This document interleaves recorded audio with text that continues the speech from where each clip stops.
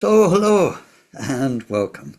This is our 11th session on our study of Maitreya on Buddha nature, the Mahayana Uttara Tantra Shastra, the Ratnagotra Vibhanga text. And so good morning, good afternoon, good evening, wherever you are, whether you're here live on this session Saturday morning or whether you're catching up on YouTube. As you know by now, of course, whenever we study, we always start with this very special moment of trying to fire up our motivation.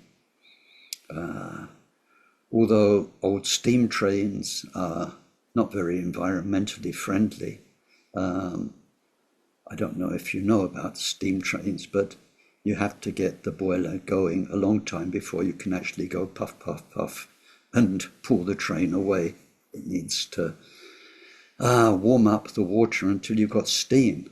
So that takes a lot of shoveling and burning, and then you're ready to go.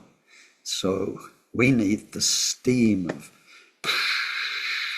bodhicitta in our engines so that our pistons can turn and we can go off into the world of study properly and with the right dynamic, the right motivation, the right wonderful state of mind of the bodhisattva.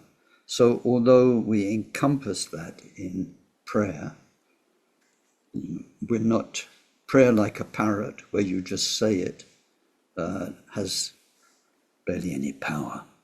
So prayer with heartfelt motivation, as good as you can make it, finding all the bodhicitta, all the love for your fellow beings, the love for your own true nature, as much as you can, now, right now, on this seat, in this moment, as we do the prayers, is very, very important.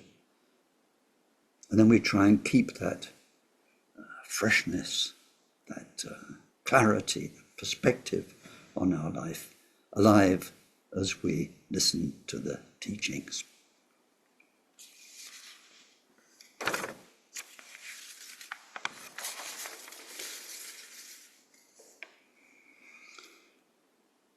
We take refuge in the Buddha, in the Dharma, and in the community of most noble minds.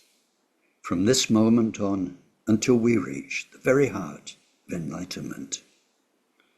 Through our practice of generosity and all 6 transcendent virtues, may we reach total awakening and every enlightened quality, to be able to truly help sentient beings so lost in samsara. May each and every being be well, live long, be healthy, be well provided for, have good friends. May they find respect and live in places of peace, places of plenty, and most of all, may they practice Dharma. May they each create the causes for those good circumstances to be their wealth in future lives. May they be free from suffering and from creating causes of future suffering. May they discover the natural, the sacred well-being, totally beyond suffering, and attain the great equanimity that's free of closeness or distance from anyone. Deyata shame shamavati shameta shatru om kurim arajite karota keorita juwati oloyane pishuda nimale malapanaye kukure kaka grase grasana umuki paramuki amuki shamedavane savagraha bandhanane nigrihitva Sawa bhava pravadina vimukta marapasha Salvetva Buddhamudra Anudgatita Savamare Butsarita Parishuddhe Bigga Shantu Savamara Kama.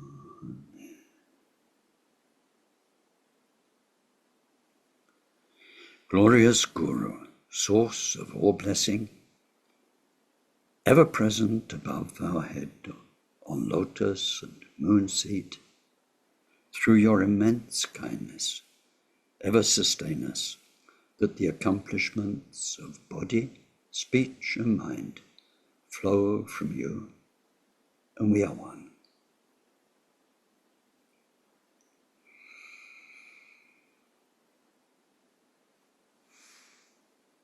So we start, as always, with this reminder of where we are in this relatively long text. And so in the Buddha's teaching, we have the sutra and the tantra. This belongs to the sutra section.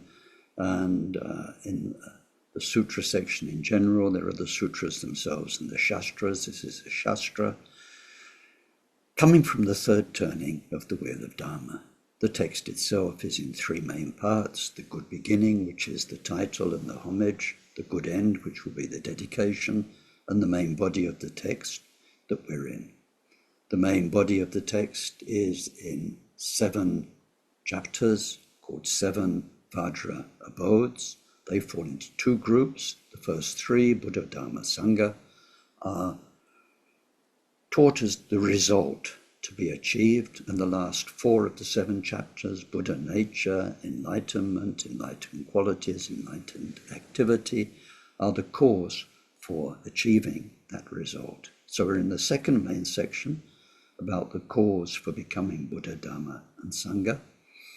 And of the 4 chapters there, we're in this major chapter on Buddha nature, as we call it, but actually it's called Tathagata Garbha, the very essence of what is gone beyond. In the Buddha nature chapter, we have 3 main areas. The first, the 3 great reasonings, the 3 great statements we've seen. All beings have Buddha nature, they all have it the same, and this is what gives them potential. So 3 great statements, 10 detailed analyses, 9 examples. This is our Buddha nature chapter. We've done the 3 great statements.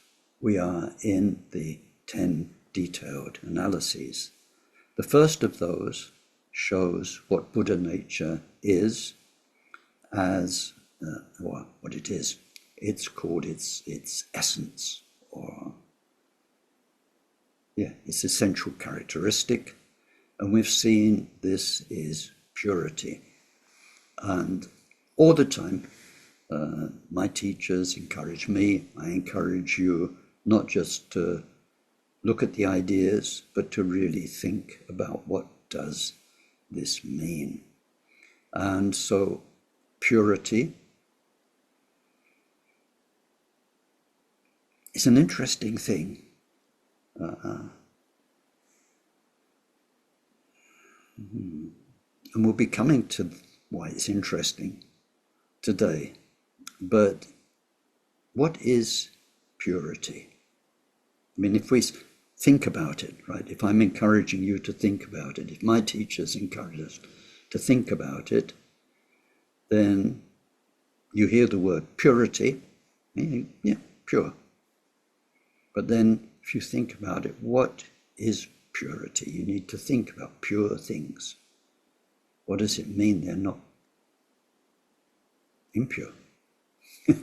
What is impure? And when we look at the essential characteristic of what is this Buddha nature, what in us, in you, in me, what is it? It's the purity in you. My pure friends, how pure do you feel? Do you recognize the great purity that is yourself? Or Do you recognize some impurity? Honestly and truly. So when we looked at this essential quality, it is total purity, which means absence of impurity. It's about being. It's about being. And thank goodness for Buddha, because he was. If we're talking about the verb to be, well, he was, and for many of us still is. And then our wonderful teachers, like the 16th Karmapa, and my own experience and that of all the Rinpoches I knew, the main thing and what they'll say about him was he was. He didn't need to teach words and ideas and so on. He just was. And his being told you everything it was about. You just simply needed to be in the presence. So thank goodness for those, because Buddhism has gone various ways. It's become something very intellectual, something I would say be very careful of. Many of my teachers say, you Westerners, you're so clever. You all went to school, you got educated, you went to university, you have these fantastic, the well-informed minds capable of good analysis and so on. And so we've got the intellect up and running. And that intellect and intellectual curiosity can be very beautifully satisfied by teachers who speak well, who write interestingly, and who have high-flying ideas. But who is it? It's like Patrul Rinpoche said, what was it? Doesn't matter, Chami Rinpoche.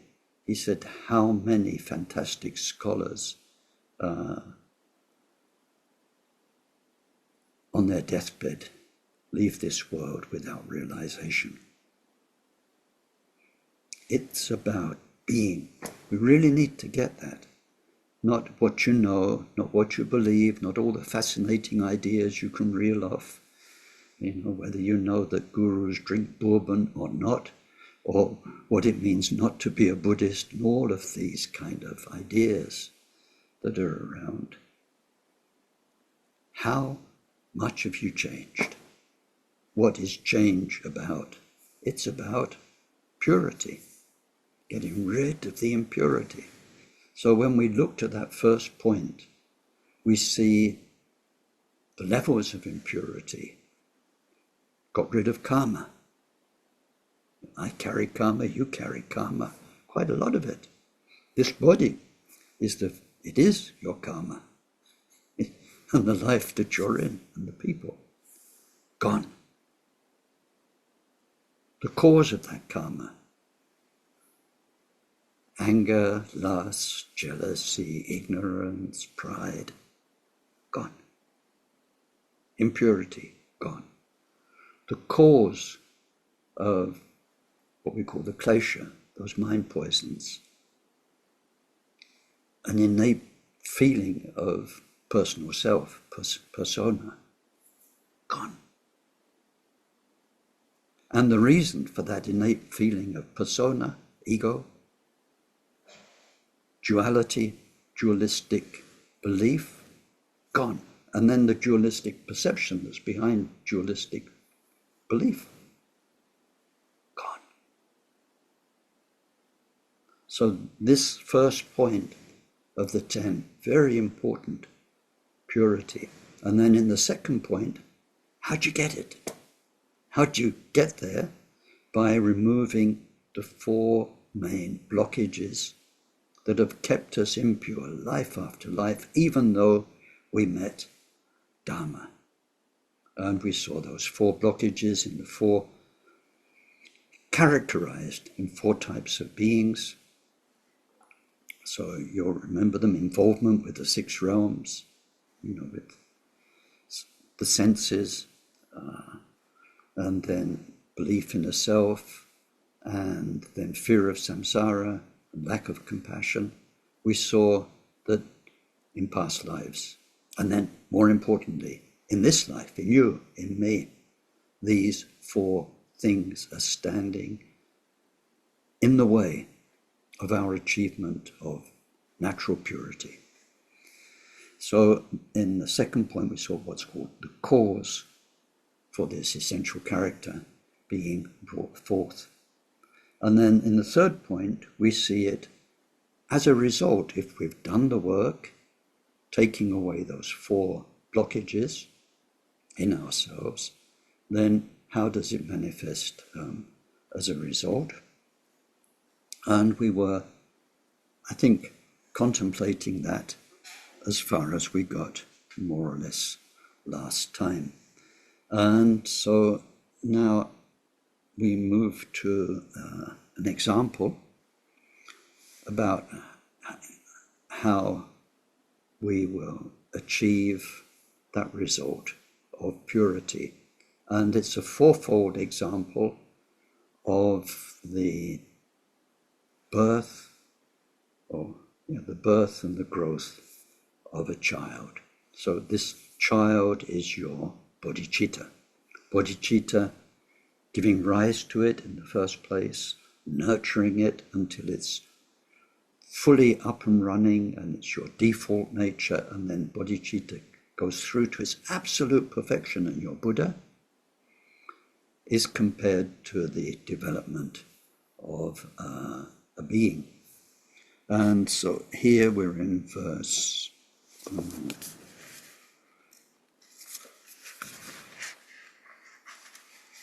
34 on page 107 of the original text.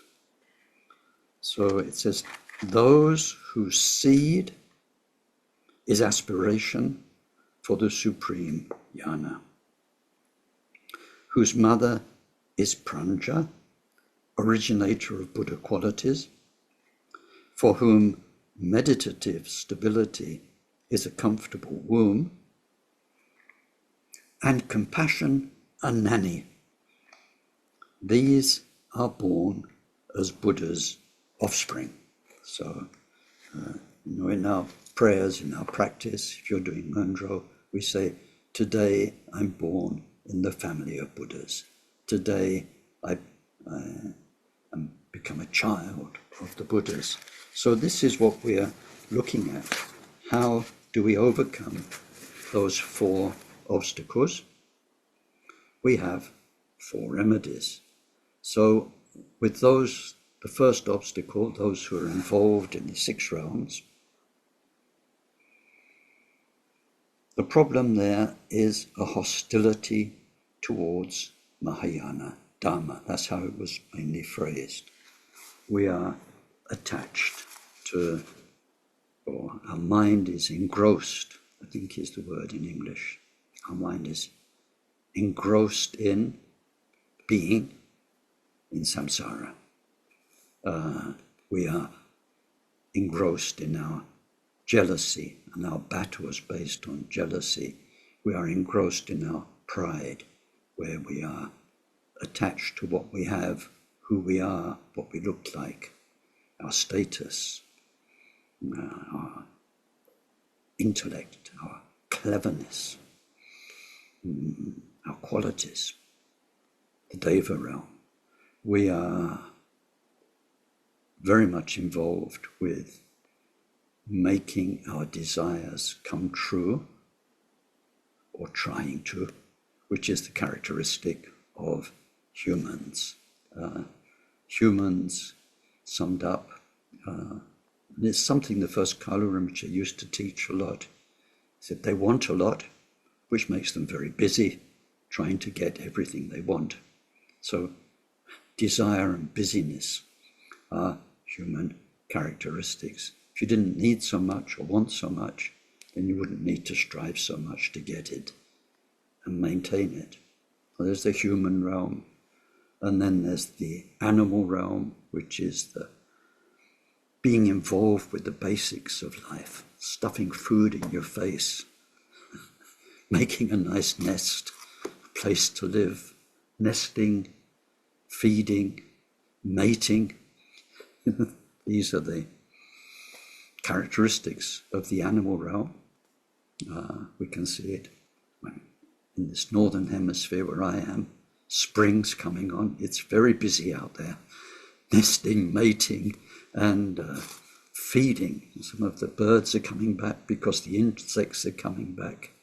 It's amazing, some of these, like when the swallows come back, they eat thousands of insects a day. Mating, nesting, feeding, but humans too, they get very involved with these things. They're not secondary. They're not doing what humans can do, which is nourishing their wisdom, their soul, their goodness, all the wonderful human qualities. Compassion, mating, nesting, feeding. The animal realm, or otherwise the lower realms, we are completely pickled in our own misfortune. Can't get it out of our minds. So all of this makes a hostility. We're not interested in Mahayana Dharma. So the remedy is aspiration for the Mahayana Dharma. It's obvious, isn't it? If the problem's hostility, then we love it. We need to learn to love the Dharma. So it says, those who seed. Now here, seed these days would mean, because we're looking at the coming into being of a bodhisattva. This is like the fertilized embryo, right? The fertilized embryo. Without that, then even if you've got the other things, the mother, the body in which that embryo can develop, and in particular the womb, which is the perfect environment, and then compassion, once the baby's born, is a nanny, then they're useless if there isn't the fertilized ovum, seed in the first place. And in fact, that seed contains all the genetic programming of the future being. It's amazing now that they can look into a very young embryo, and you know already so much through the DNA of what kind of an adult that will be. So, DNA, the seed. Please think about this. Your future enlightenment, your future you, bodhisattva, when you will be Rinpoche somebody, when you will be guiding hundreds, thousands. It will happen. So what is the DNA in you for that to happen? What is the seed? The most vital thing, it's this aspiration for Mahayana Dharma. How much you got? How much of your day is spent longing for enlightenment, longing to be able to help your fellow sentient beings? Well, of course, we all do that. It's a question of how much, and we're looking at an antidote to involvement in the 6 realms. So we're looking at a shift.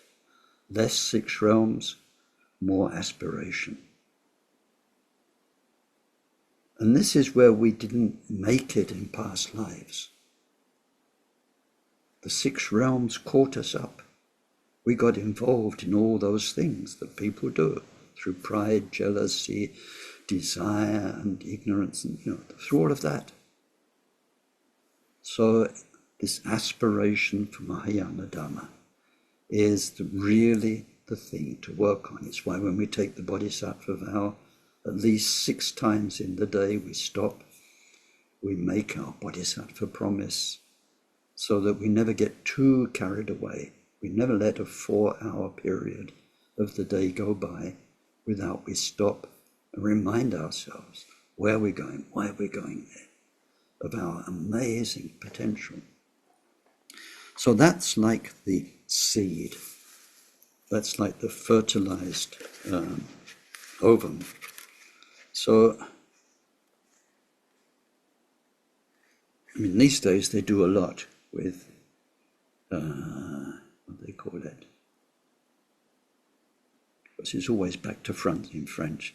It's IVF in English, is it? In vitro fertilization. Yeah, usually those things that get turned around the other way in French. So IVF, but so far you still need a mother's body. Even if you can fertilize an ovum, you can't lab grow it into a human being. It needs a mum's body. As those of you who are mums will know, it's quite a process. 9.5 months of this cell growing into a human being. It's quite amazing. So it needs a mother. Again, we think about it. Okay, needs a mother, got it. Yeah, child needs a mother, but why? The mother has this fully functioning body, but eats food, takes in nutrients and so on, and has a bloodstream that will nourish and sort of keep this embryo growing and growing and growing and growing. It's like we're looking at screens now. All of this depends on electricity. Take away the electricity, poof, black. I'm gone. Right? It needs this power source, the mother. So once we've got the aspiration, what will make that aspiration develop, become better, become more stable, become more and more dominant and useful in our lives to overcome this habitual involvement with the 6 realms, the hostility to Dharma? What will be the mother's nourishing body in which this aspiration grows? It's wisdom. So whose mother is prajna, wisdom. And we talk of prajna paramita as being the mother of all the Buddhas. So what we're doing now, together, studying, learning, reflecting, bringing out the wisdom from our own mind, this nourishes this seed of bodhicitta, which is our aspiration. But if we don't nourish it with wisdom, then it can so easily be swamped by the age-old habits of samsara. And we're mating, nesting, feeding, and all the rest of it. So more wisdom, and wisdom is wonderful because you can never say you've done it. All the way through, we go through our levels as a human being, the 10 bodhisattva levels. Wisdom is never complete until we're Buddha.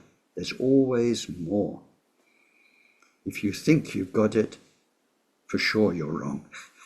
You've got part of it, it's wonderful, but it will always be more breakthroughs and more breakthroughs that you can't even imagine until they happen. It's really, you don't know what you don't know. It's so true when it comes to what we call spiritual development. So wisdom is the great mother for our bodhisattva to emerge. But then within the mother, there is the womb. And when you are the little developing baby, that's all you've got of the mother. I mean, you're not outside to see what your mum looks like or who she is. You don't have language yet to understand what she says, what she thinks. When you're developing, you're in the dark, in this room, which is the womb. That's your mum. Whether, through the umbilical cord, that's where the nutrition comes in. And it's, first of all, when you're a few cells, it's big. You get bigger and bigger. And although the mum swells a little bit, it's disproportionate. So gradually you're filling up the space very much. This womb is where you develop and where you're protected and where you're nourished. You don't have to fend for yourself in the world yet. You are totally looked after. And the main thing is your development is totally looked after in this perfect, safe, in the text it says, comfortable environment. Such a shock to leave that, and all of a sudden you're outside and breathing, and mum's gone. You're no longer inside this protective, nourishing space. No wonder, no wonder. There's a scream. So what is this womb? We take the example to reality. You have the aspiration, you're nourishing it with wisdom, and in particular prajna, of course it means shunyata, wisdom, understanding how things are, subjective, dreamlike, mirage-like, and so on. All the shunyata teachings. That's the mother's body, but within that mother's body, what makes the real environment in which our bodhisattva being can grow is meditation. And there are so many hundreds, in the text it says thousands of meditations the Buddha taught, but in particular the ones associated with wisdom development. So then in our Kagyu tradition we have Mahamudra, leading up to Mahamudra, Shamatha, Vipassana, and so on. All classic stages of meditation, loving kindness meditation, compassion meditation, and so on. All of those are this immediate, nourishing environment where we become bodhisattvas. It's like the cells grow and they start to become a bit more like a human being with a spine and so on, and then more and more and more and more. Where will that happen? In meditation. That's where your Buddha mind, your bodhisattva mind, will really emerge. The deeper we go into peace, and within that peace, finding the nature of mind, consciousness, awareness, what's really going on. In that place of meditation, we will develop stability of wisdom. Stability, very, very important. That's what meditation really means, developing stability. So that's like the mother's womb. And then now we move on past childbirth, and now you've got the little baby, and I suppose we're going back in our minds to, I don't know, if it's in the UK, it's to, let's say, more Victorian, Edwardian times, where once the child's born, then the nanny looks after it, doesn't just walk it in the park, but then teaches it to read and write and walk. And so here, once our meditation and wisdom, really interesting, meditation and wisdom, once they've given birth to you as a stable bodhisattva, how will you grow through the various levels of the bodhisattva? It's through the growth of your compassion. not good news for intellectuals. Because you have to actually do it, no matter how much you understand deep teachings or fancy teachings and profound topics, because at one point Buddhism did that. It went very, very complicated intellectually. But you won't grow without the growth of your compassion. And in the great White Lotus Compassion Sutra, Buddha says, if you could take all my teachings and put them into one thing that you could see so clearly, it's like it's there in the palm of your hand, what would that one thing be? It will be compassion.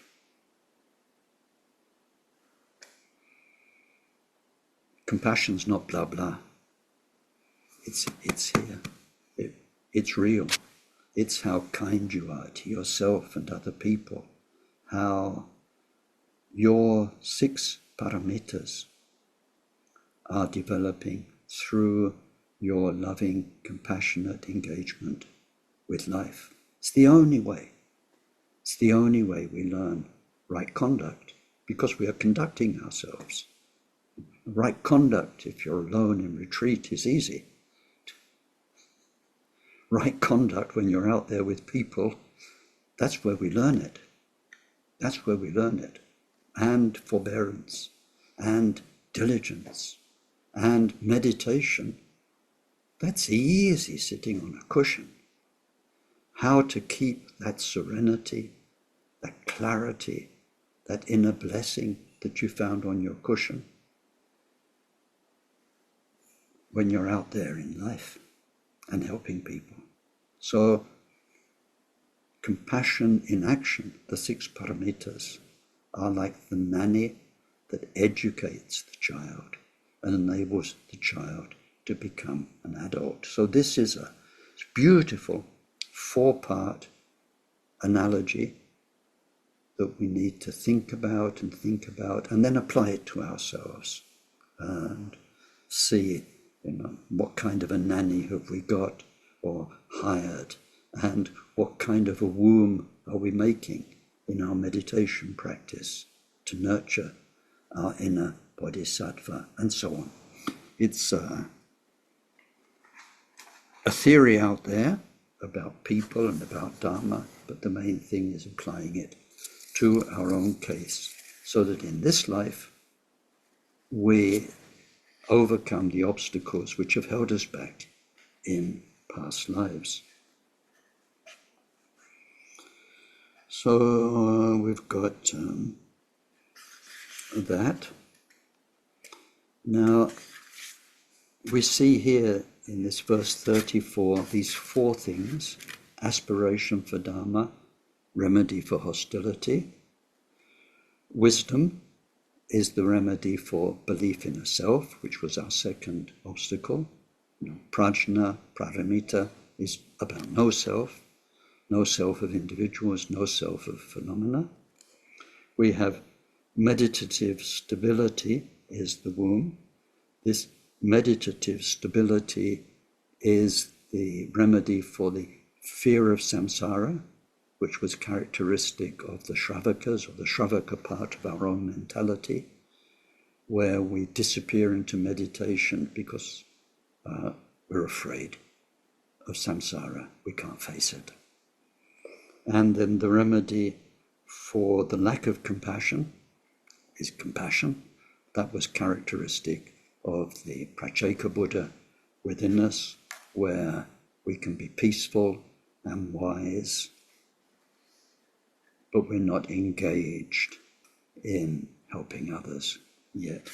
So we can see here these 4 remedies, and that was the section. So now we've covered the first 2 of our 10 points: the essential characteristic of Buddha nature and the cause for that essential characteristic of purity coming out, because we remove impurity. Impurity has 4 key characteristics: and we have their 4 remedies. So now we move on page 109 to verse 35. Its result has the transcendent qualities of purity, identity, happiness. Yeah, let's keep happiness, but we'll look at what it means, and permanence. So point 3 will be taken together with point 4. Point 3 is fruition or result. So as a fruition, once we've applied the remedies, we've made the womb of meditation, we've developed wisdom, we're developing compassion and so on. Once we get the result, then it's expressed through 4 things: purity, identity, well-being or happiness, and permanence. And then point 4 of the 10 will be function. Once we've got this Buddha nature, what is its function? What does it do? What does it do? Like if somebody shows you a mechanical object, you say, oh yeah, what's that? What does it do? Oh, it's a water pump. All right, pumps water. That's what it does. So Buddha nature, what is its function? And the verse says, its function is revulsion with suffering, accompanied by an aspiration, a longing for peace.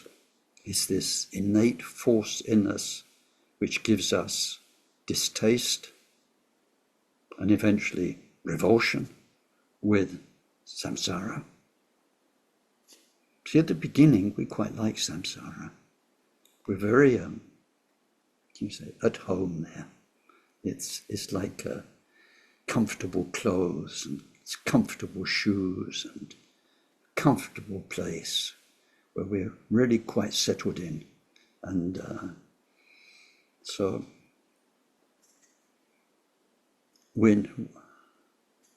eventually, this is going to become revulsion.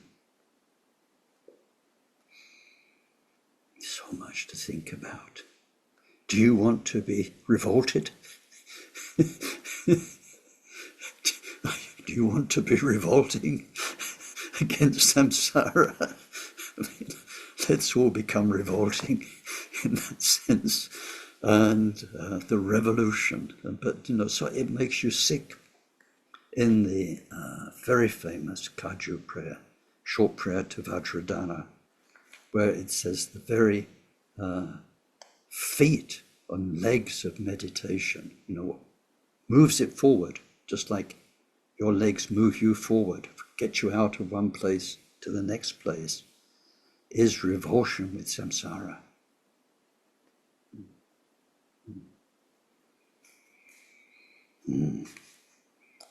And then, the contrary, longing for peace.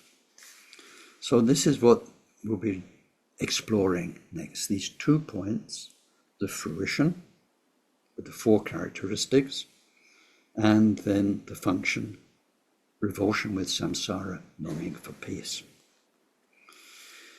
Now, after this beautiful analogy, then we're not quite leaving that analogy. We can't do it because we've been looking at the cause, now we're looking at the result. But this next point is very important. And it's important that we think about it. It's important that we crack it, that we understand it, because this is what validates the 3rd turning of the wheel of Dharma. People who criticize the teachings of the 3rd turning of the wheel of Dharma, the Buddha nature teachings, see it as a Buddhist sellout. Buddhists who got it wrong. So here, as a fruition, we've got 4 things which, when we look at them, don't sound very Buddhist at all. So we've got to get our heads around this. So the result has the transcendent qualities. Transcendent, keep that word in mind. Transcendent qualities of purity, identity, happiness, and permanence.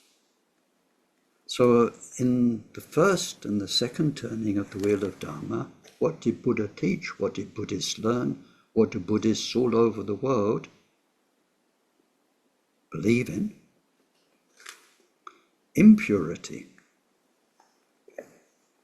When we meditate on the human body, one of the basic meditations are its 36 impurities. And we see the illusion of life is to think of bodies as attractive. In the illusion, of course, they are attractive. It's all quite relative. Dogs are attracted to shit. They really like it. They're quite specialists. They can smell all the different ones and pee, and you take a dog along a path, a path with lots of bushes and posts, and you can't get more than 2 foot. They have to stop and sniff the next one because they're real experts. They know who's been there, when, what all the messages about, what they've eaten, and whatever they do with their nose, they're really good at it. And so that's what they're kind of into. And for us, it's called impurity. You see dog owners tug on the lead, don't eat that, get your nose out of it. It's impure. And the poor dog's thinking, that's the best thing in the world. And you with your spinach soup, what's all that about? Whatever. It's quite relative. And so we see, like with norms of beauty, in the East and in the West in recent decades, let's say, in the West, female beauty became skinny, exceptionally skinny, unhealthily skinny, whereas in the East it is well-fleshed. And so that, for instance, in Tibetan, it's quite funny, the word for sweetheart in Tibetan is actually, you say, fat of my heart. These days, with all our stuff of cholesterol and heart disease, then fatty heart's the last thing you want. But that's what you call your lover, fat of my heart. You're like the very fat on my heart. And, and I remember Tibetans coming to the West at first, they would talk about ladies as dried up. Where's the flesh? Where's the volume? Which is beautiful. So this illusion of beauty, or we see in some cultures, they put these rings around their necks so that they've got these long necks or big things in their lips like this. Really beautiful, kind of, in that culture. Or you cover yourself with tattoos of all sorts. The illusion of not just beauty, but purity, something that's really worth striving for. In your companion, what you're looking for in a companion, or in yourself, the way you project to the world. So the Buddha's teaching is impurity. We're bags of 36 types of mess, filth. We've got pus, blood, lymph, kidneys. If you kind of take a most beautiful man or woman and strip the skin off so that you see the blood and the flesh, then would you still be attracted? You say, wow, that's a really handsome man. But then take their skin off and bring them back. Would you still want to cuddle them? Or not? Or then if you could, were presented with their guts and what's in their guts and what's being digested and what's in their stomach, and not to mention the lower regions, which are attractive or not attractive accordingly. All of that, the Buddha's teaching is impurity. the body is an impure thing that attracts suffering because of the way we relate to it and think of beauty and what we want of a body, other people's bodies, our own body, is the number one cause of suffering. So that's first, second turning of the wheel of Dharma, purity. So now when we look at Buddha nature, we see that we are intrinsically pure. We are intrinsically beautiful. Lots of people say these teachings are not what Buddha taught. Buddha taught suffering and impurity. This is very much like what we find in some other faiths. So we need to go to the first line. Its results has the transcendent quality of purity. And if you get that, then it's easy. And if you don't get that, then it makes a conceptual and intellectual conflict. So you've got purity and impurity within the stream of consciousness. Right? We have this stream of consciousness that has since time without beginning been running parallel with our Buddha nature. Changeless Buddha nature never changes, never started, never ends, always the same. But then covered up by this stream of consciousness which goes through the 6 realms. So there is relative purity, relative impurity. There are the Deva realms where beings have bodies of light, where the male-female relationship is totally satisfied by just looking in each other's eyes. There is total, perfect harmony, love, fusion. No need for kissing or any of that kind of stuff. Just eye contact, 100% perfectly satisfactory.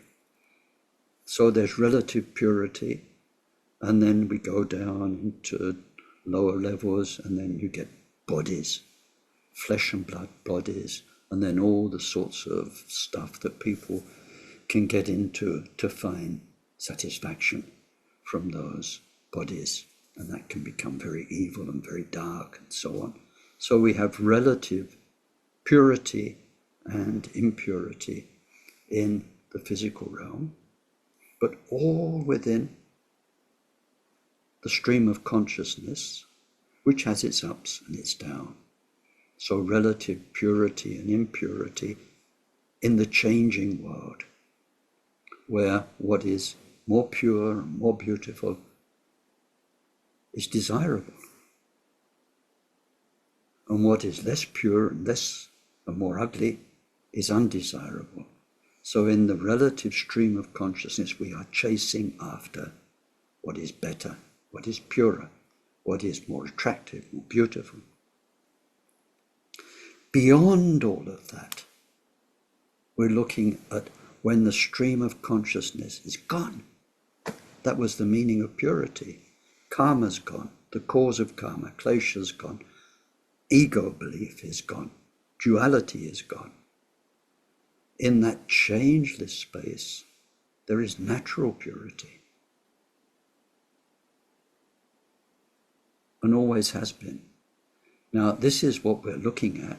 You can blah, blah, and talk and argue about it conceptually as much as you want, but when we have prajna, wisdom, as the mother, and the womb of meditation, and you actually do it, and you practice meditation with wise guidance and the shunyata teachings, then you will discover the true nature of your mind with your guru's blessing.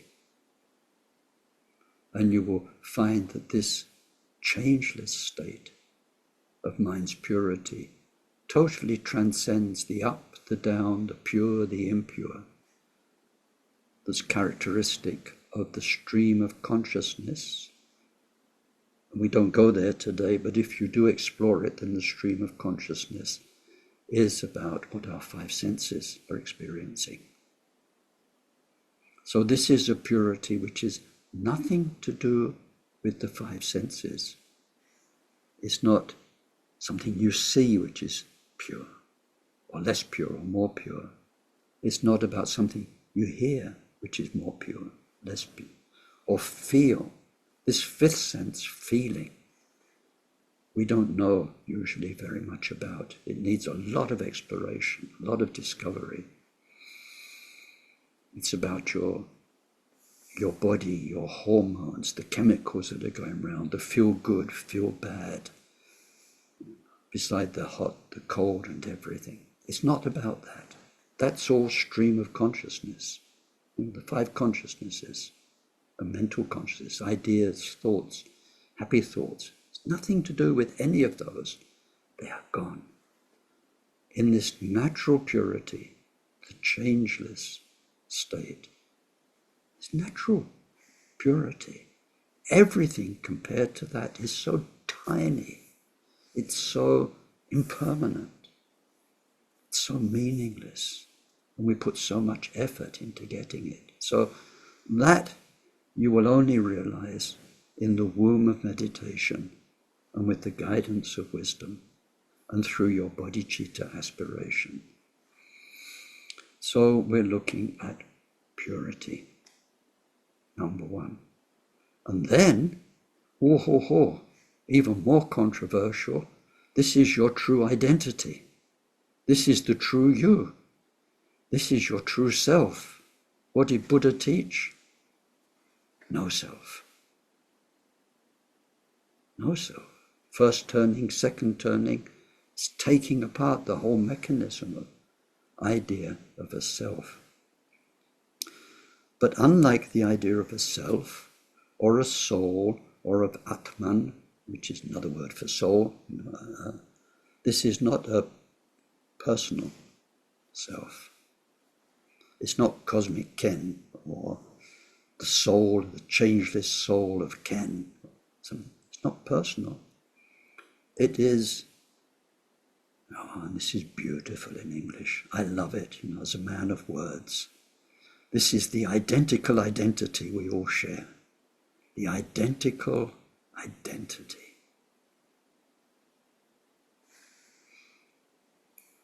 Somewhere deep down, the true you is the same as the true me. Gosh, this takes some thinking about. Just look at me, because I'm looking at you on the screen. The real you is the same as the real me. Well, this is why we say transcendent, because all of our life is about my stream of consciousness, my karma, and you and your stream of consciousness. And here we are meeting up in a Zoom just now, but in life we meet up with all the people who are our life. Parents, children, friends, enemies. So we're looking not at a personal identity, which the Buddha said doesn't exist. There is no lasting persona. An ever-changing persona, yes, he describes that in great detail, stream of consciousness. That goes at Buddhahood when we reach total purity. And then we find the sameness. Inside me, inside you, this Buddha nature is what we really are. And it's not just nothing. It's not just blank, absence. Not that kind of emptiness. It has so many qualities. That's why later on we'll look at the 64 main Buddha qualities. That is the same for you, for me, and it's the same in you and in me, and in Buddha, in Karmapa, in the Dalai Lama. Their same nature. They don't have a better one. They don't have a platinum level, and we've just got bronze or silver or gold. It's the same. You are Buddha, I am Buddha, deep within. It's just covered up by this stream of consciousness. So this is why it's the third turning of the wheel of Dharma. Because it takes the first turning, which gets rid of the illusions of persona, and the second turning, which gets rid of the illusions of the entity of things. So all of that work of Shunyata, so beautifully expressed by Nagarjuna in the second turning, all of that has been done. So now that we are not automatically falling into illusions of personal self or things existing, then the Buddha can show, can point out, this is what you really are. This is, these days, our Guru, when we are ready, because we've developed the mother of wisdom, the womb of proper, industrious, diligent meditation, and so on. At the right time, our Guru can point out, this is what you really are, what I really am, what everyone really is. It's beautiful truth of Buddha nature, so identity. And then the third quality we've got is, what does it say? Identity and happiness. Now, this word happiness, in Tibetan, it is dewa, and it is much misunderstood. So, on a relative level, it's what we had in our prayers at the beginning. It doesn't mean happy, like happy face, happy smiley, happy in that sense, which is an emotion. We're not talking about an emotion which is an instable, impermanent thing. Happiness. Happiness usually is because of, triggered by. So on a relative level, we looked at good health, long life, having all you need, having friends, having respect, living in places of peace, living in places of plenty and harmony. So this is well-being. It's all the circumstances which are other than us, which make us happy, well, feel good. And the lack of those things, the lack of friends, the lack of respect, the fact that we're not well provided for, the fact that we're ill, the fact that our life is cut short, these are suffering. So there is this world where we depend on circumstances in this stream of consciousness that's our karma. And we go up and down. Sometimes it's tough, it hurts, it's suffering. Sometimes we are relatively well off in times of blessing, in times of good fortune. That is the nature of the stream of consciousness. According to our karma, we have the good times and the bad times. So now, when all of that's gone, we're looking at purity. Karma's gone. The cause of karma's gone. The ego illusion is gone. Duality is gone. There is a well-being that is intrinsic,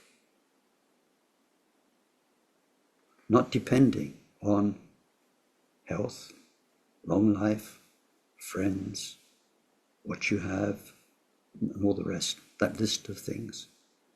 Not a well-being that depends on things, but that is natural, always there, never changes. Now, we can imagine this, we can talk about it, but what we need to do is discover it in the womb of meditation, nourished by the clear wisdom of Pranja. That's where we will find this changeless nature of mind, which is naturally war. So then, in terms of words. Words about other people's experience. Siddhas, Mahasiddhas, Milarepa, Buddha, we talk about bliss. But we don't know what it means. Because our bliss is a dependent bliss. It depends on a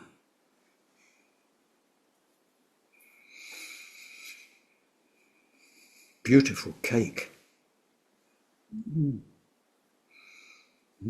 What's that film when Harry met somebody, Sally, where there's that scene in a restaurant where I was really embarrassed once.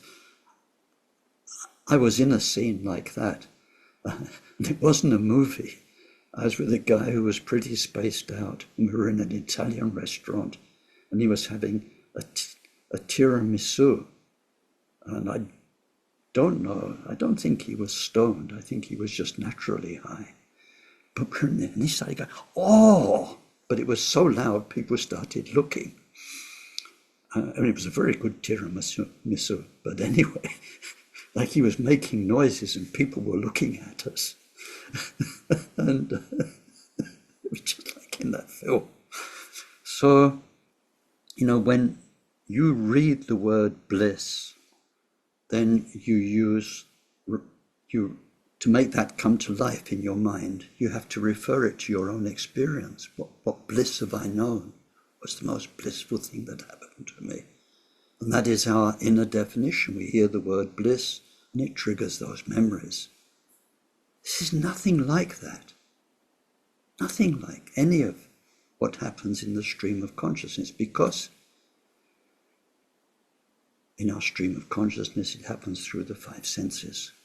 You eat something, you smell something, you have a physical sensation, an orgasm, whatever it is.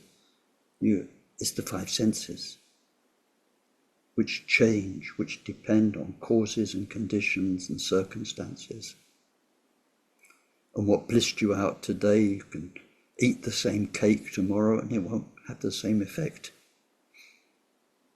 When it's completely transcendent, you can only get there through practice and through wisdom and so. But then, what we find is this transcendent quality, which is the greatest happiness beyond anything anyone could ever imagine. And it always has been.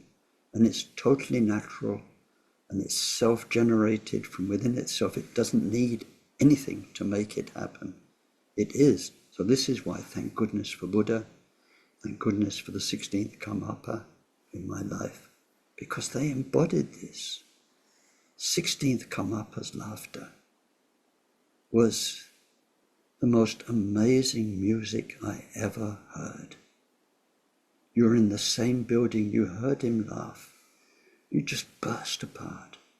It was so beautiful. He was so naturally happy and kind. And he just was. There's no artifice needed. He just was, whatever our words can say, blissful, happy, all the time, deep within himself, perfect. So this is what we're looking at as a fruition.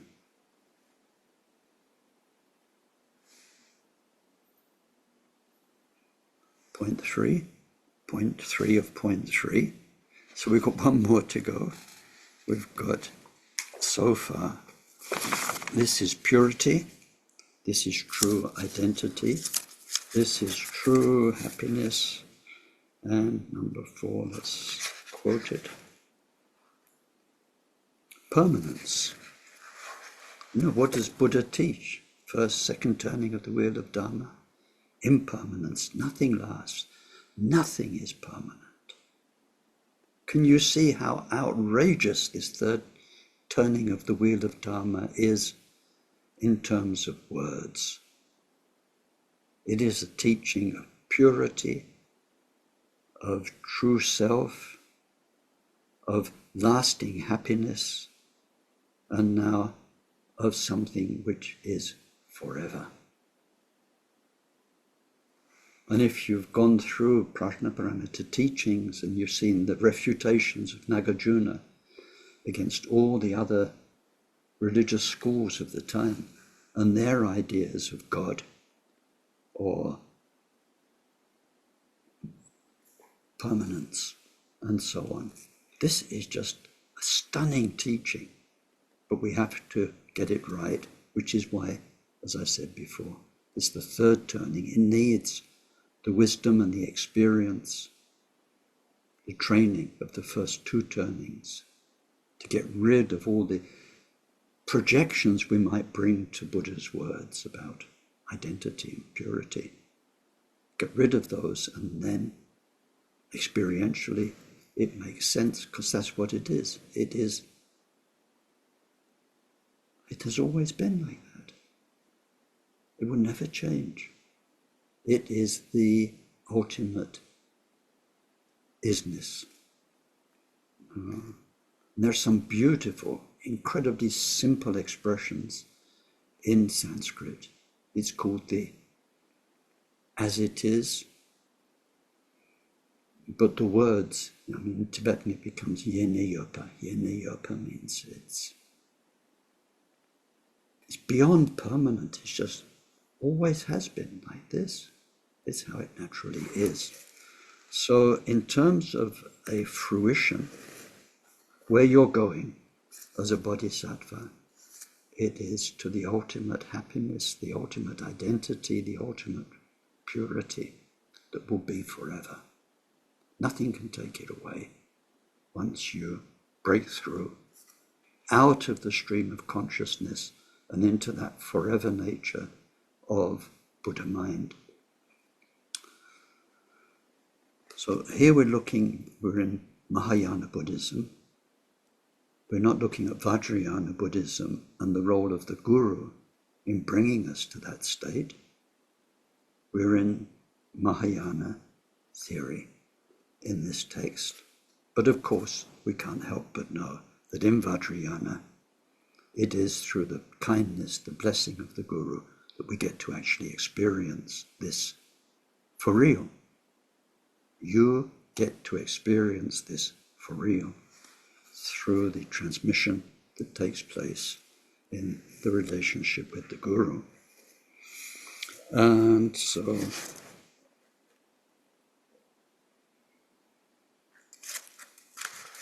if we look, see, verse 35 was an introduction to points 3 and 4. It's very brief. It gives us the summary, very useful. It gives us that list of 4 points: purity, identity, happiness, permanence. And then the function, revulsion with suffering, aspiration for peace. Now, as we move on, the next verses unpack all of this very much in the way that I've tried to do it just now. So it says in brief. If it says in brief, it means it's going to be followed by in a more complicated way. So in brief, so here's your overview. These results constitute the respective remedies to both the 4 ways of straying from Dharmakaya and their 4 antidotes.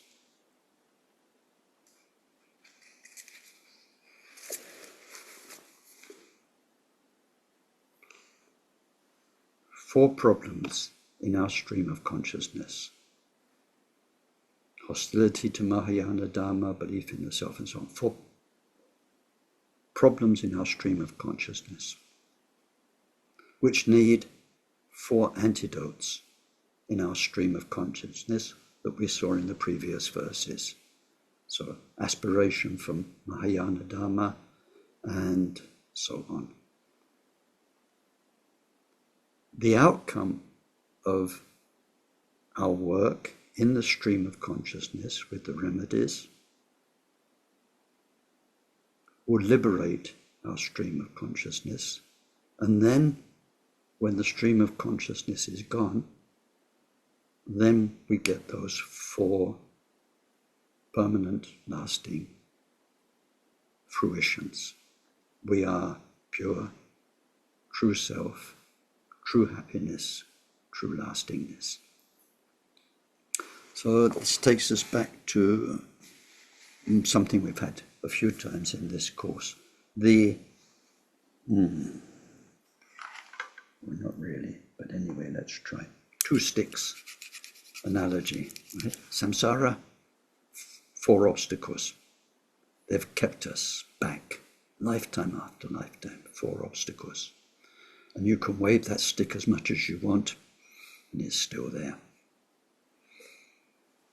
Dharma, 4 remedies. We cultivate aspiration for Mahayana Dharma and prajna and meditation and compassion. And they rub together. Now these are 2 pens, it's not really 2 sticks. But if this was 2 dry sticks, I can't do it enough and long enough, then they both catch fire. And they're both gone. No more sticks. No more problem. No more need for remedies for the problem. All gone.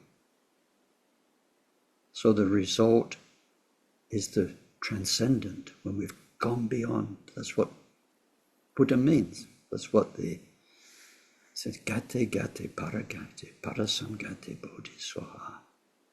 Gone. Gone beyond. Gone even further beyond.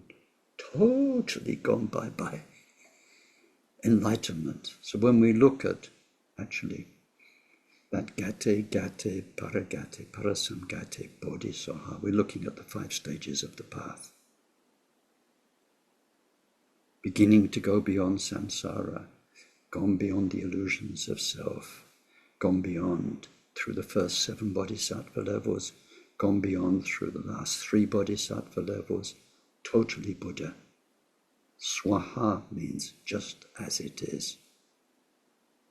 That mantra, incredible summary of the 5 stages of the path. So anyway, gone beyond, transcendent. We're looking at the result, transcendent qualities. So the text says,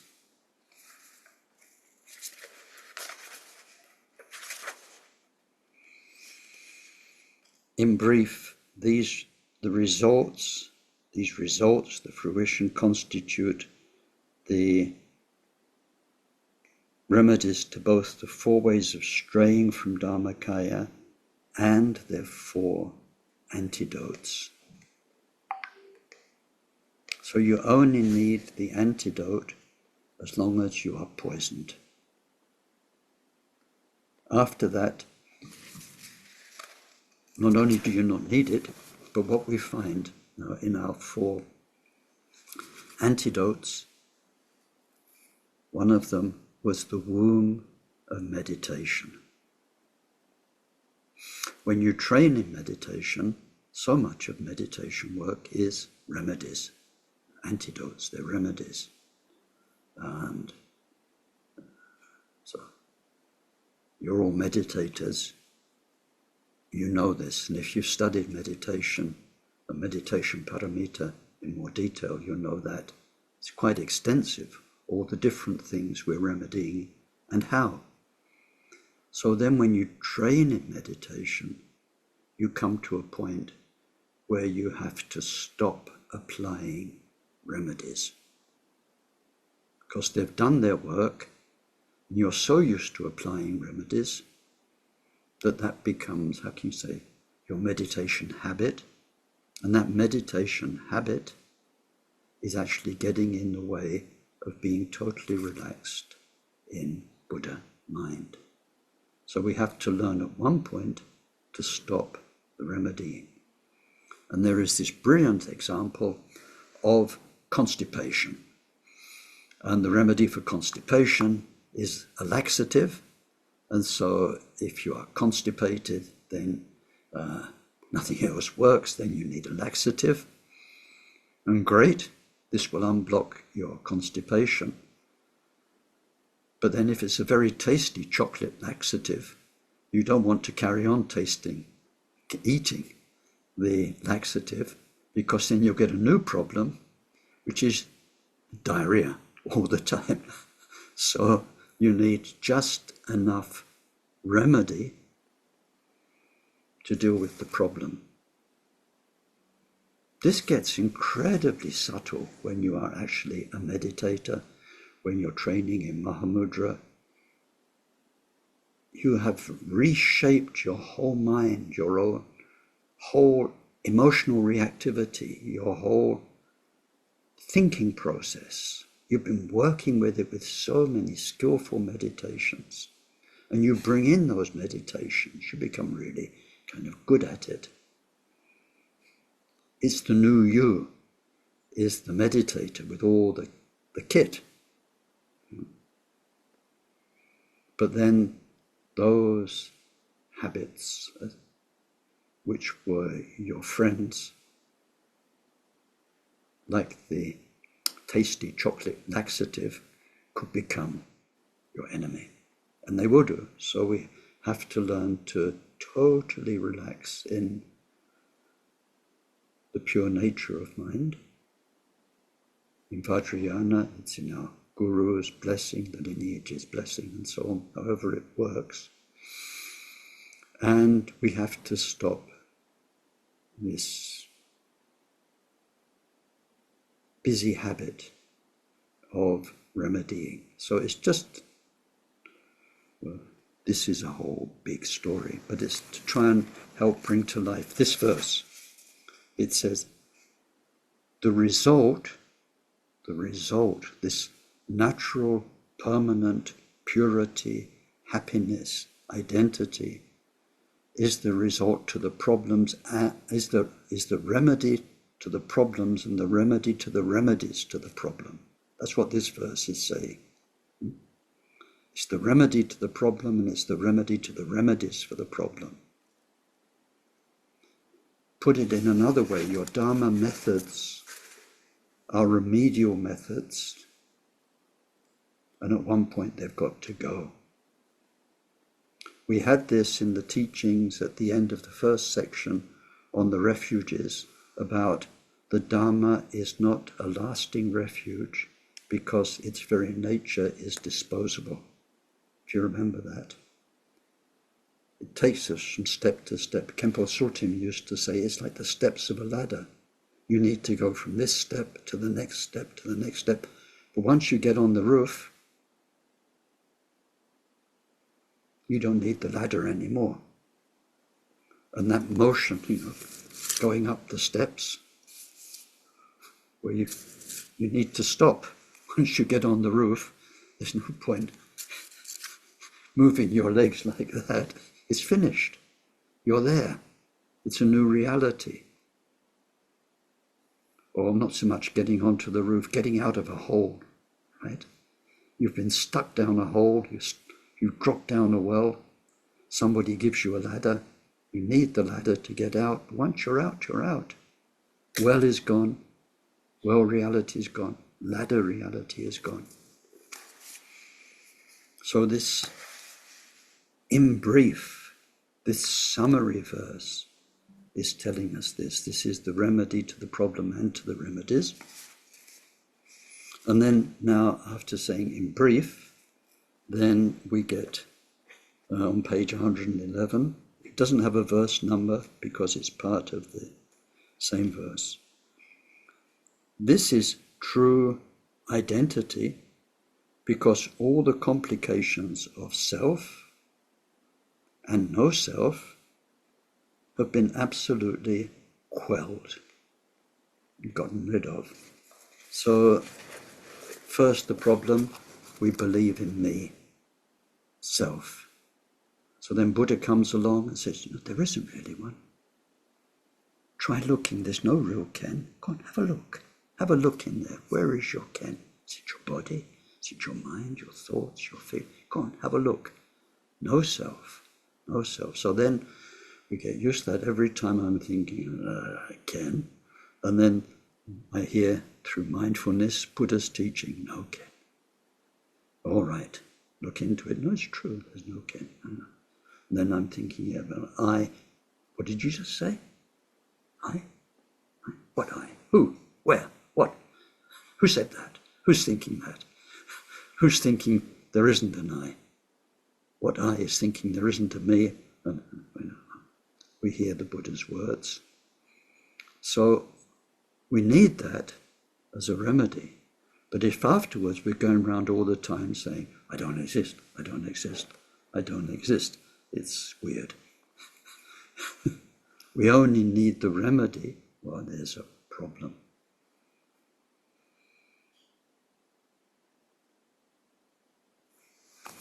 So now, then let's have a look at that. We've got 6 consciousnesses, 5 sense consciousnesses, 6th consciousness, mind, mental consciousness, thoughts, ideas. So the idea of me is counteracted by the idea of no me. But now we're looking about going beyond ideas. Ideas are part of our stream of consciousness. Woo! What you going to do without ideas when you're Buddha? What you going to do? How will it be without ideas?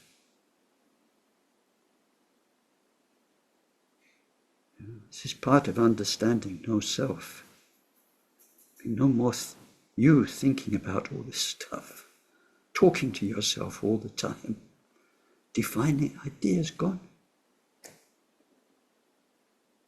So when all ideas of self and the remedial ideas of no self are gone, and we've gone beyond concept, beyond ideas, then that's where eventually we'll find this truth, which is our real identity.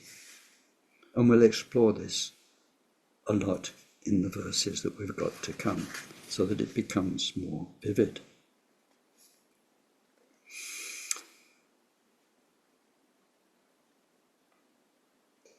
Maybe let's leave it there for today.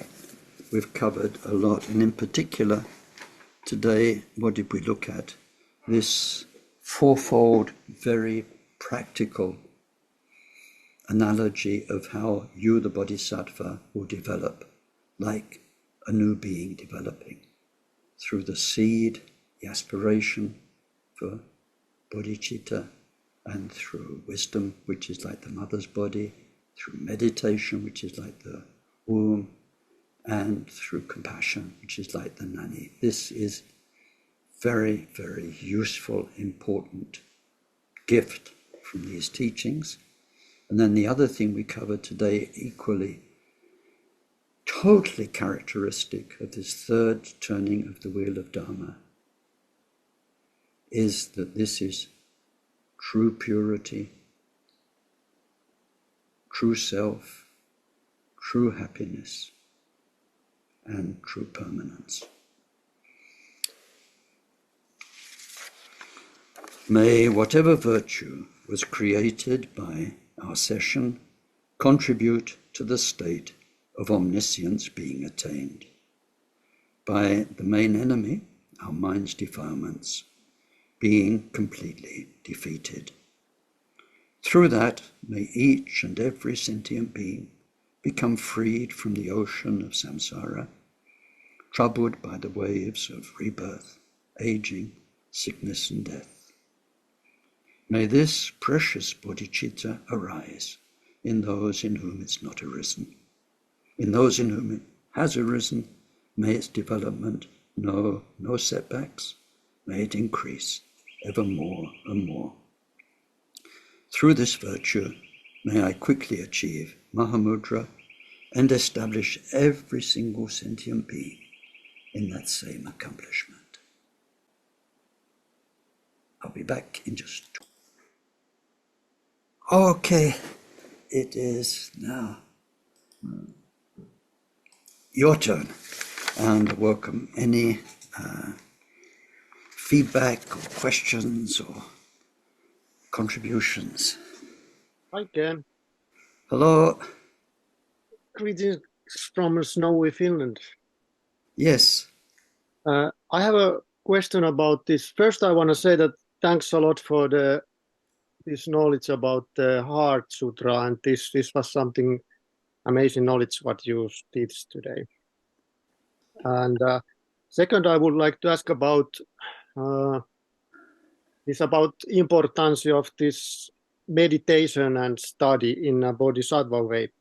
I have studied some other Tibetan teachers that they keep it very important when studying text, like if you do in your own practice, that you first study some important point, like we have now this point like this 35, 36, what we went through, and you study the point like very from the heart, that you learn it from the heart, and then you after that is important to do meditation, because if you don't do meditation, it's not the way of the bodhisattva way of study, that always first need to study the important point from the heart, and always after that need to do meditation, because then it's infusing in your mind.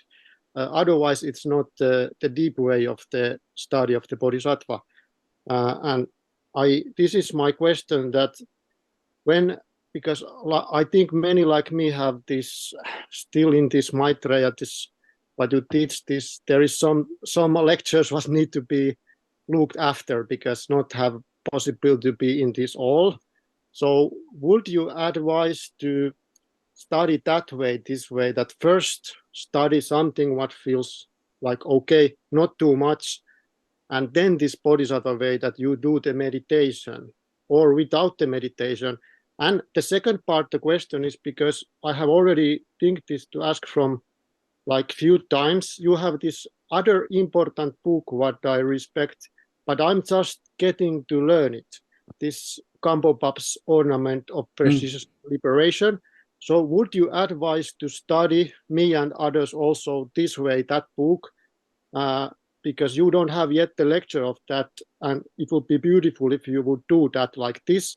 But when practicing self, that would you advise to study this way also, like that first reading something from the heart and then doing the meditation after that, not before but after? And is this the right way to study in traditionally in the bodhisattva way of study? So this is my question, and taking these two examples, that really using this Good. precious time what we have in a deep way and wisely in Yeah. the study. Yeah. Thank you. So they're called the three steps of wisdom, or the three steps of prajna development. And they are study, profound reflection, and then the word is translated as meditation. I don't know about other traditions, but I can tell you in my tradition, Kagyu tradition, this is very clearly explained. And that step 3 does not mean meditation, probably in the sense that most people think about it, where you sit down on a cushion and you go sort of quite deep. Because, well, what do you do when you meditate? When we meditate, we have all sorts of methods for meditating, whether it's focus on something, focus on the breath, thinking about something. There are all sorts of meditations, but each one is what it is. If you're focused on the breath, then breath is everything. If you are meditating on an idea, that idea is everything. So that meditation won't be the thing which is the topic you studied. So the word that's translated as meditation throughout the Buddha's teaching means familiarity. So when we meditate, although people think of it as posture and all the different meditations we do, the main point is that you become more and more familiar with Dharma, or turning it the other way around, Dharma becomes more and more natural and familiar so that in the end we become Dharma. So from that point of view, the first step is we study, which means you get the information, you get it clearly, you understand it conceptually. Step number one. Step number two, deep contemplation. We really explore it in depth and from the heart and with our own personal experience. And try to think, if Buddha was sitting in front of me now telling me this, what would Buddha really want me to understand? And so we spend enough quality time with the idea so that it becomes more and more familiar. Then step three, which is called meditation, actually means total familiarity, whereby how could it be anything else? It's the result of step two. It's not something different that you do where then you sit and meditate on the topic. That's step two. We are being as profound, as true, as deep, as clear, as focused as we can on the words and the ideas that we heard, we're seeing. We're looking at life, we're exploring it in every possible way, so that as a result of that, how could it be anything else? When we hear the idea of like no self, it sounds ridiculous. It's like Buddha's telling you you don't exist, and then we think about it, we explore it and so on. By the time we're finished, of course it's true. Nobody ever found a self. So that third step does not mean we go away and do meditation, because meditation is something else. If it's the idea of impermanence, then meditating on the breath is meditating on the breath. It's not meditating on impermanence. So in our Kagyu tradition, and I can't say for other traditions, but this classic third step of wisdom, which goes under the title, a translation of meditation actually means total familiarity. It means the Dharma has been integrated into you because you've spent enough time and given it everything you've got that you've realized the truth of it.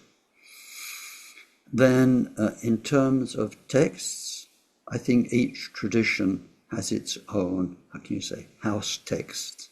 So in the Karma-Kagyu tradition, which is the one that I've been teaching from, then there are three main texts that whatever else you do, whatever way you practice, whether you're monastic, non-monastic, in retreat, lay person, whatever you're doing, there's three areas of knowledge that you need.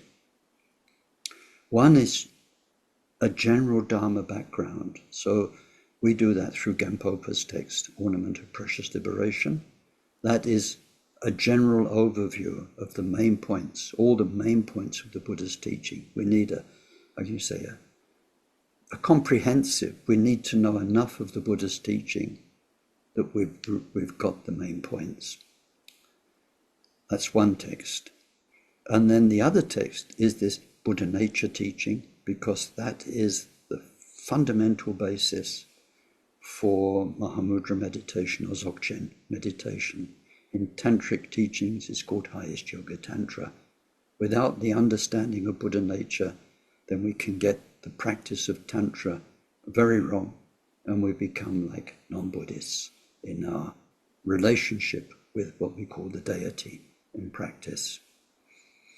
The third text, called Profound Inner Principles, is needed, but it's only needed once you've done the 6 yoga practices of Naropa. Then it's information that you need in order to make sense of all the experiences you've got through going deep into your channels and chakras and so on. So those are our 3 absolutely need to master texts in our tradition. Each tradition's got its own ones. You know, there are Zen traditions, they've got their main texts with their main teachings, and their masters are taught to teach. They're taught to teach through those texts. So I can only tell you from our tradition. I can't say if you don't have those three texts, the knowledge of those, then you can't practice Buddhism. Of course you can.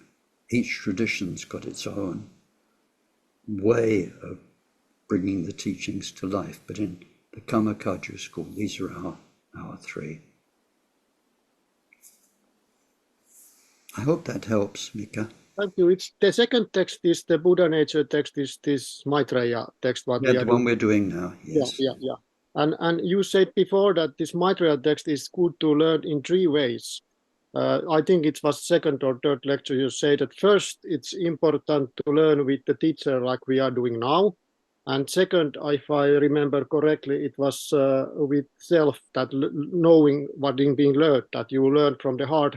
And third, you do it again with the teacher. So do we study also this Kambopa text, this first text, this ornament book? Is it recommended to study that way also? Yeah.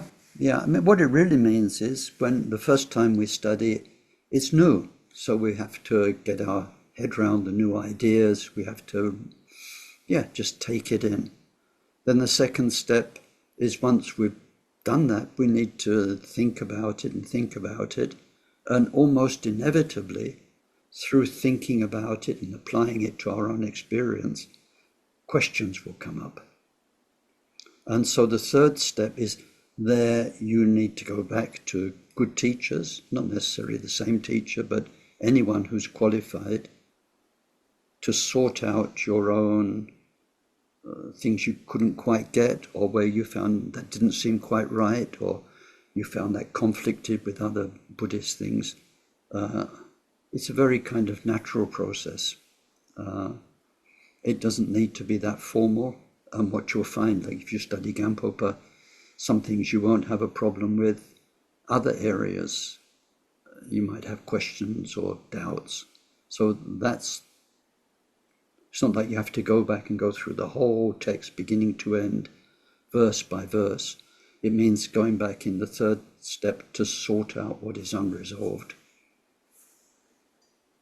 And is Kambopa text okay to study because you don't have this kind of course to this Kambopa book, at least? Well, okay to study by self. Of course, that will help. That will help prepare you. But over the last 3 years that I've been teaching these Zooms, nearly all the topics have been based on Gampopa. If you go back to any of those, because they're all on YouTube, and also just now, I just finished the process of making a master copy. So all the Zoom teachings are on a hard disk. And not just that, all of my audio teachings, ever since I started recording, which was about 12, 14 years ago, they're all on the same disk. So there's the whole Gampopa text. It was a month-long course in Samiling. I'm in the next months, I hope to make that available. It will need to be for purchase because it's a lot. It's more than a terabyte of hard disk, so that costs. And so that will be available. And so in there are at least 2 versions of the whole Gampopa text. But if you want something for free and already available, nearly all my YouTubes up to now have been based on Gampopa. I was taught to always use Gampopa as a basis for the teachings, and that's what I've done. Thanks a lot. You're welcome.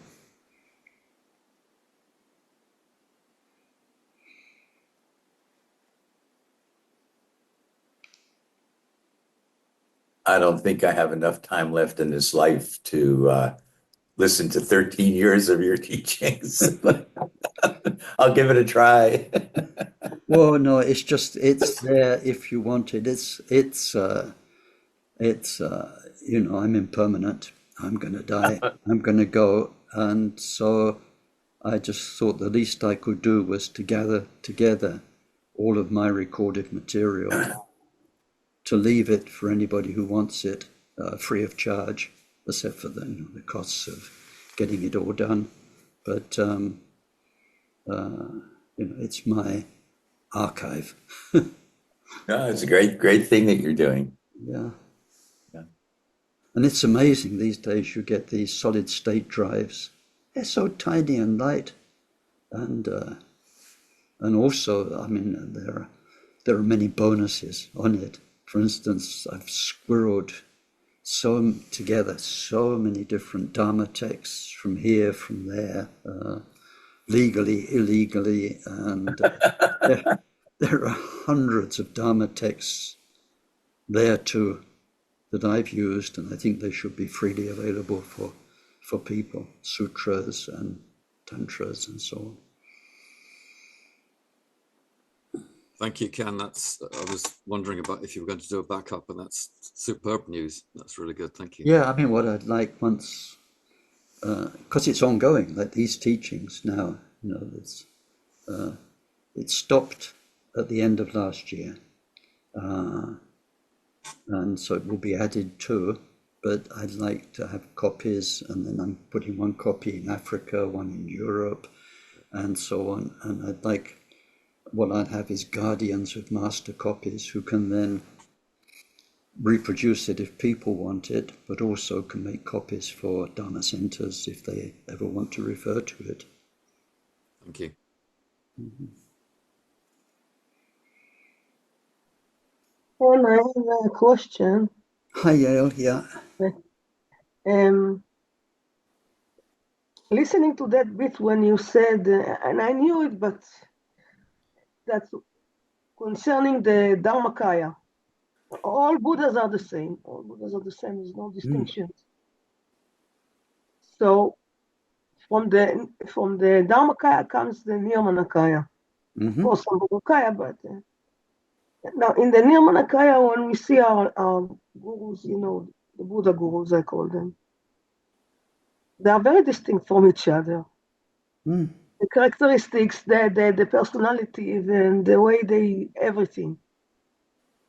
How this happens, actually?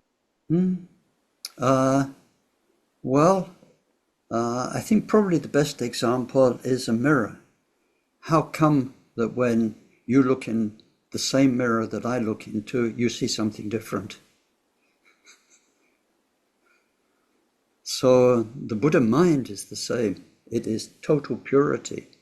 But when that interfaces with an individual's mind, let's start there with one individual, then what that Buddha mind give to that individual is very much in terms of who that person is, what they're thinking, what they're going through, what their own life is at that time.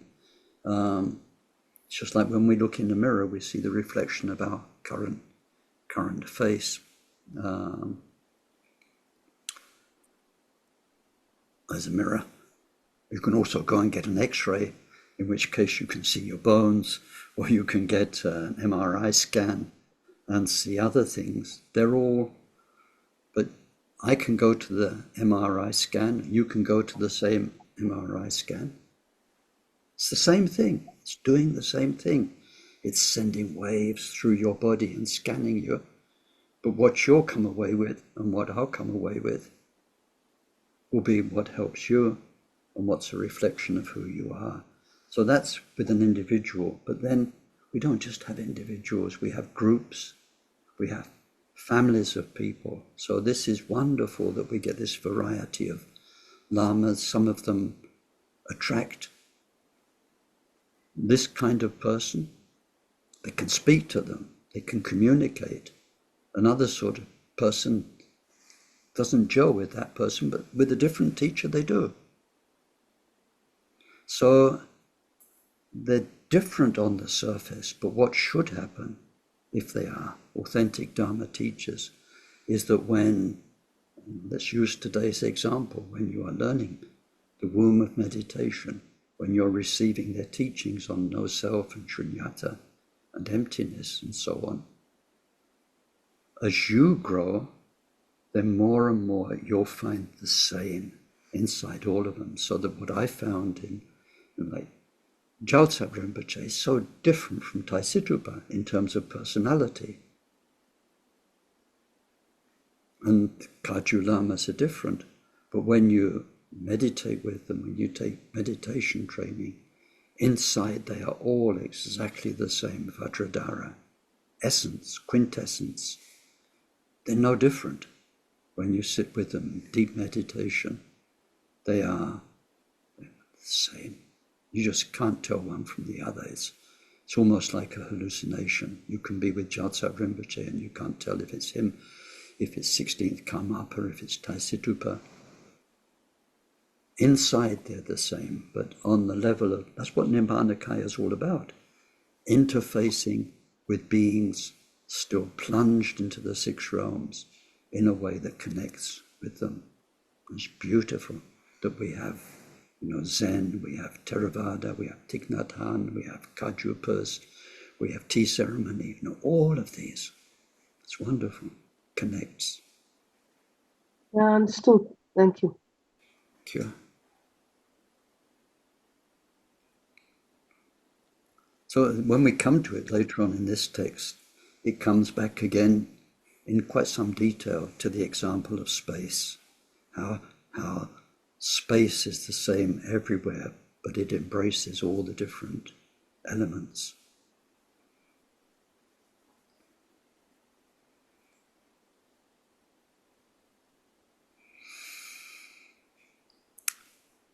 That's us. Going, and what's wonderful in the Northern Hemisphere and the Southern Hemisphere, it's lunchtime, but not East and West. So I'm going for my lunch, and whatever you're going for, like Myron, you're probably going to bed. So whatever you're doing next, enjoy it, and see you next week. Thank you, Ken. Very much, Ken. Thank you, Ken. Bye now. Try. Bye. Bye-bye. Try. Thank you. Allah.